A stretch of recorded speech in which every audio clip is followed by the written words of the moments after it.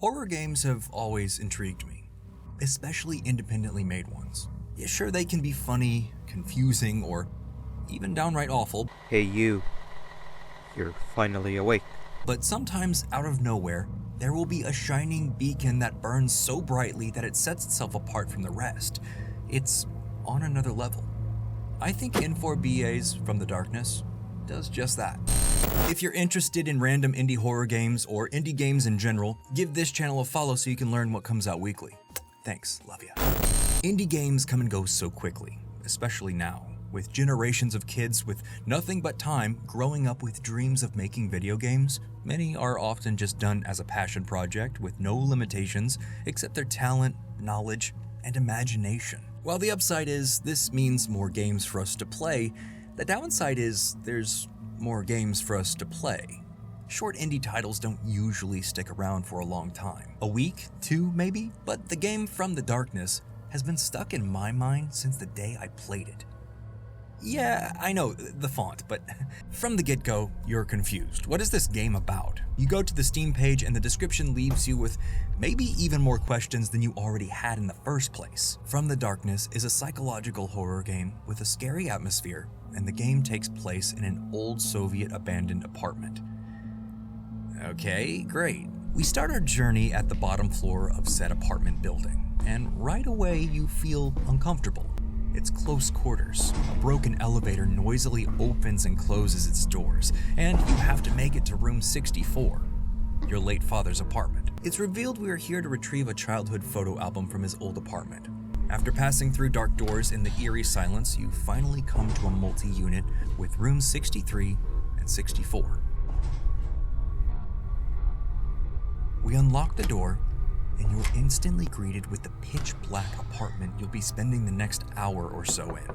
The apartment has been abandoned for a while, and the electricity has been shut off. I'll get this key. Maybe, hopefully. Oh my god. What are the chances of this? All of them. I want them all. Please. Cool. We stumble through the apartment in the darkness, going room to room just trying to find this photo album, but we start seeing figures that aren't there when we flip the lights on. You think. Maybe your eyes are just playing tricks on you. This is when we get one of the first truly horrific moments. As you slowly make your way to the back of the apartment, trying to locate light switches along the way, there's this bedroom door that's slightly cracked open.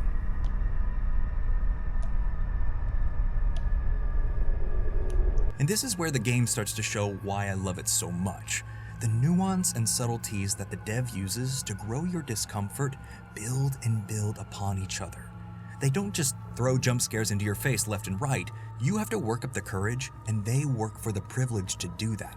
You understandably decide to leave that room alone, turning your back to explore the second bedroom parallel to the first, but the light switch piece for that room is missing. Now we start to get a taste of the puzzle solving we'll be doing. From the Darkness really utilizes the need to face your fears to solve each step of every puzzle. You eventually find the light switch piece and then the box your photo album is supposed to be in. You decide it's not worth it, but the front door is very locked. And this is where the game starts to show its true face. This is not just a random squatter living in your dad's old apartment. This is a full-blown demon situation. Your dad was up to something sinister. Oh my god. This is a demon house. You eventually find eerie riddles that act like a hellish scavenger hunt. But with each pass you make through the apartment, the interior shifts and transforms.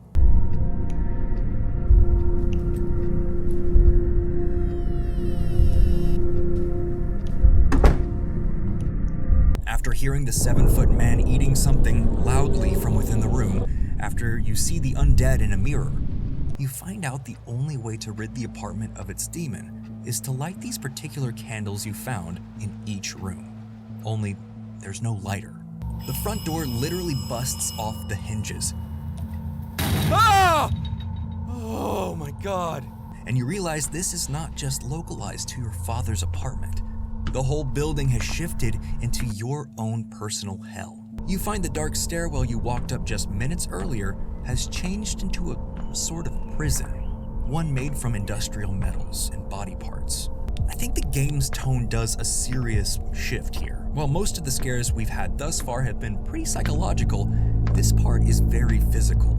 And yet, the doors leading to the wrong places, the endless red planes you see when looking out barred up windows, and the 7-foot man you have to awkwardly share an elevator ride with are all consistent in delivering its special brand of horror. After a lot of wandering, you find the lighter you're looking for. Then you finally light the candles in each room, and it all stops.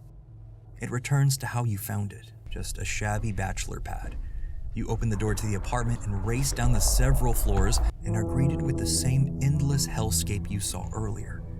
You could endlessly walk, or stay in this abandoned body prison. Using visuals wisely in horror games is an art in and of itself. You can't show the monster too soon, but wait too long, and it becomes boring. From the Darkness flips that idea on its head and executes it with absolute style. You truly have to work up courage in this game to make any kind of progress. I was just so relieved whenever it was done because I was happy this wasn't my life. But also with that, a sense of accomplishment. I was able to conquer this game. Something I certainly can't say after every indie horror game that I play. While I practically summarized the story for you here, there's nothing quite like experiencing it. I highly encourage you to go check out From the Darkness. It's only a cool $6.99 on Steam, but while you're at it, N4BA has so many other great games too. Definitely check them out. And with that, I want to thank you for sticking it out to the end. I love covering indie games in general, especially ones I think are special, so drop me a like and subscribe if you'd like to see more.